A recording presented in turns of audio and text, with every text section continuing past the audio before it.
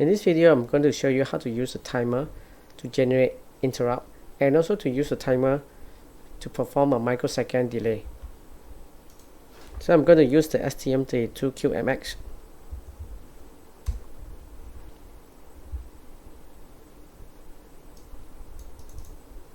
To access the board selector, the board I'm using is a Nucleo 64 L053R8.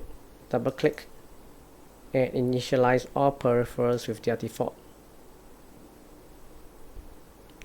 The high-speed clock are not used, so you can set this to reset. Under the timer, I'm going to use the timer tool to generate the interrupt. The clock source will be internal, and ensure that the global interrupt is enabled. Okay, the clock source I'm going to use 32 MHz.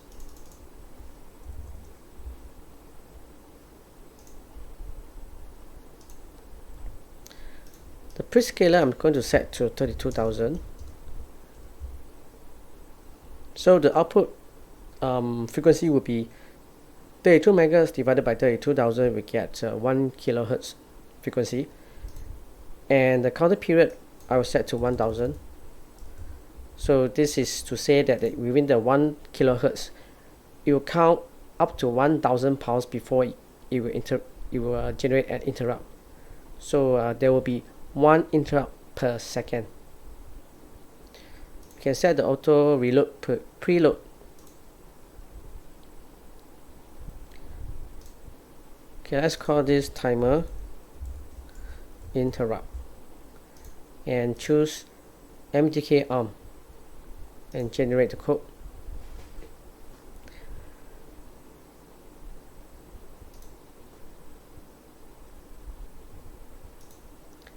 We go to the main.c. To use the timer, we have to start the timer. So before the 1-1, I'm going to start the timer using the how library.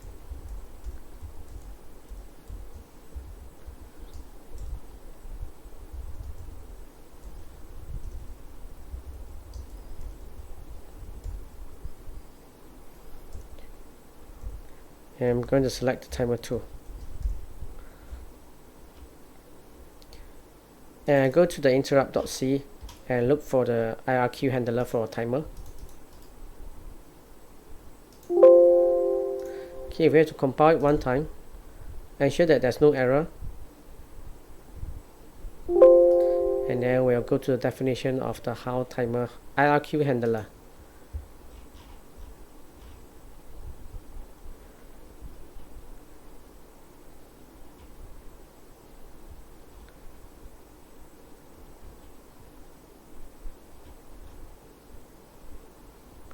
Okay, this is the function that we are going to look at, and you can see that this is a timer period elapsed callback, and it's not doing anything. So, and since it's a weak function, we can override in our main.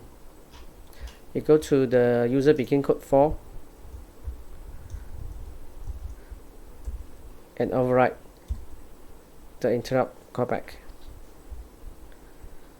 So first I need to check whether the callback is referred to the correct timer.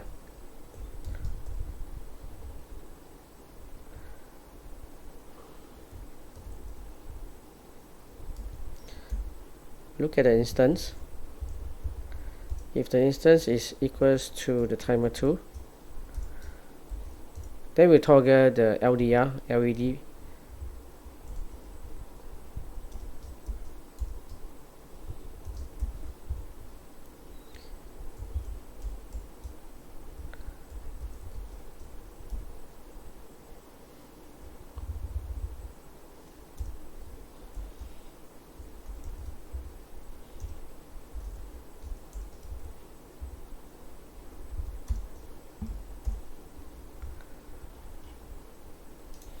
Let's compile and make sure there's no error, and then we go to the debug.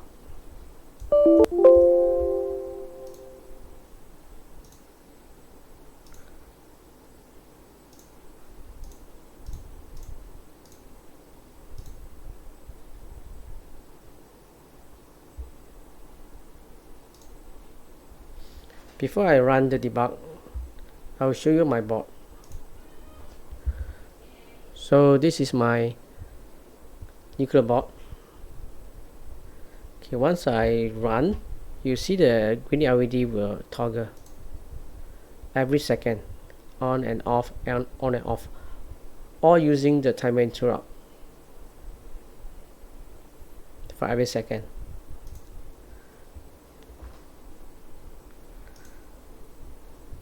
Okay, now I'm going to show you how to perform a microsecond delay using the timer.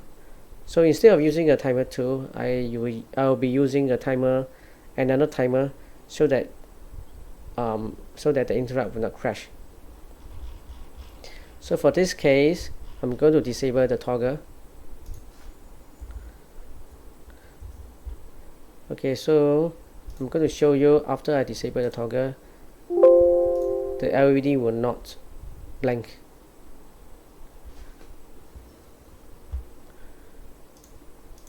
Okay, so I run it, and I show you my LED. It is not, there's no blinking of the LED. Okay, so it's still running, but the LED is not running. Okay.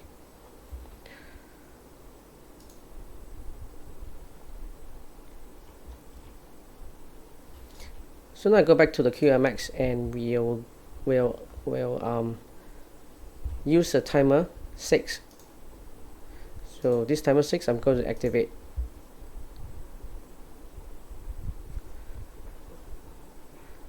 So this timer I'm going to use for microsecond delay. So it's a 32 megahertz, so I'm going to divide it by 32, and you'll get 1 megahertz. So 1 megahertz for 1 pulse will be 1 microsecond. Okay, for the count period is for us to count the number of pulses. So this I will set to the maximum.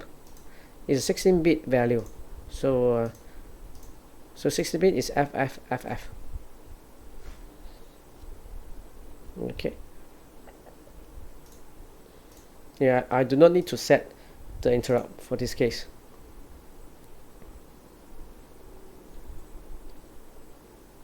Okay, and generate the code.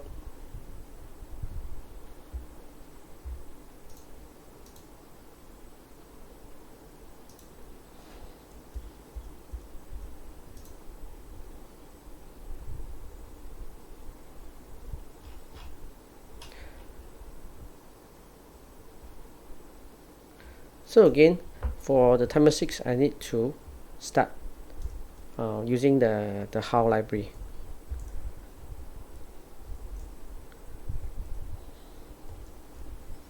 But this time now I'm not going to use the interrupt.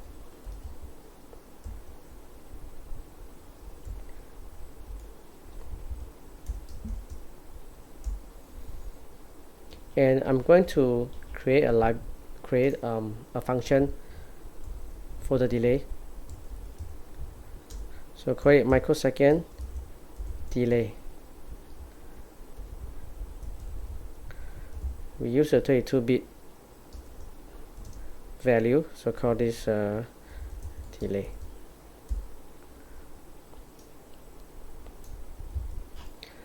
I go to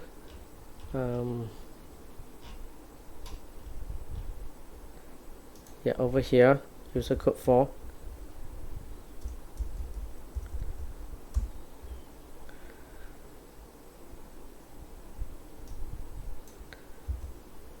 So I'm going to do is that I'm going to have a start tick, microsecond tick start.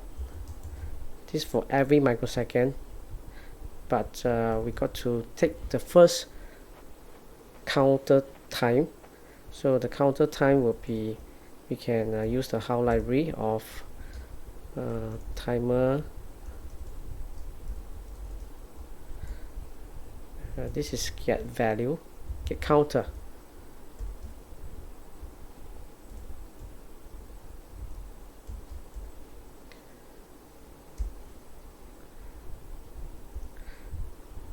Okay, once I get the value of the current counter, we'll do a while loop here to compare.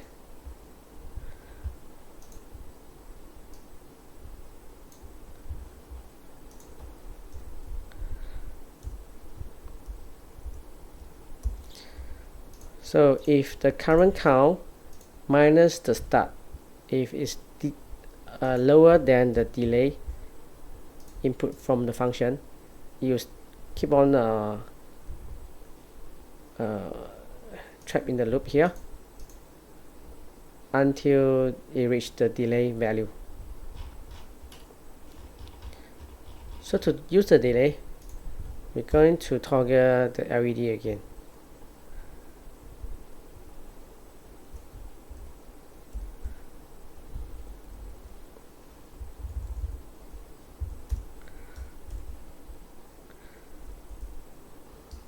LD2 port and LD2 pin.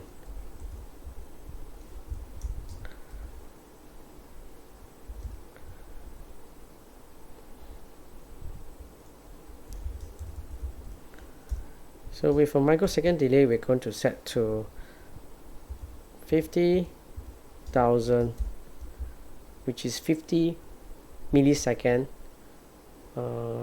toggling. Because for the counter period is based on 16 bits, so we cannot go beyond 16 bit. 16 bit FFFF is equal to 6553635. Yeah, so we use a 50 millisecond here. Compile, make sure there's no error.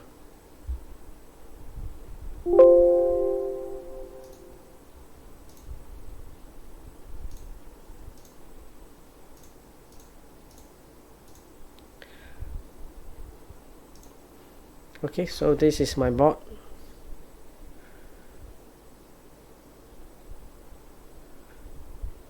Okay, I'm going to start. Okay, I'm going to the debug, and once I run, you'll see that the green LED will be blinking at 50 kilohertz. Yeah, it's blinking at 50 kilohertz.